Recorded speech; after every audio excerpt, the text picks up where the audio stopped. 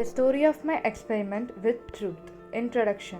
It's incredible to consider how much influence a small group of people has had on the world. To mention a few, the disciplines of art, culture, and politics have all been changed in a significant way by extraordinary individuals whose abilities, labor, or energy set them apart from the crowd. Few people have had a greater impact on their countries and periods than the late Mohandas Karamchand Gandhi, often known as Mahatma, which means great soul.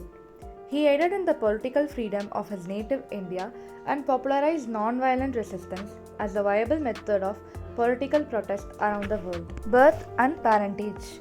On October 2nd, 1869, Mohandas Gandhi was born in Popanda, a seaside city in Gujarat. He was the youngest child of simple yet moral Karamchand and Putlibai. He was born into the Modbaniya merchant class in a country where caste governed much of one's life. Traditional Indian folktales had a big influence on Gandhi when he was a kid. Gandhi's ethical code was shaped by these messages as well as demonstrated by his parents. Gandhi's parents, unlike many of their friends, did not only associate with Hindus. He grew up in a household where Parsis, Jain, and Muslims were welcomed.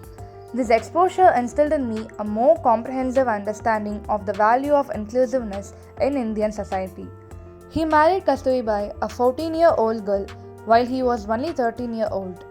For Gandhi's time, location, and caste, child marriage was norm. In fact, he and other two boys in his family were married to their young brides all at the same time.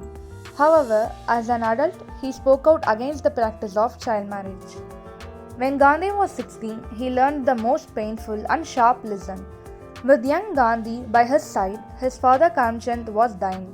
By this time, he had already sent his father a letter confessing some of his youthful transgressions, which Kaba had graciously accepted. Their bond was quite strong nonetheless. Lust pushed him away from his dying father's bedside and into his wife's bedroom in this solemn and sensitive moment. His father had died by the time he returned.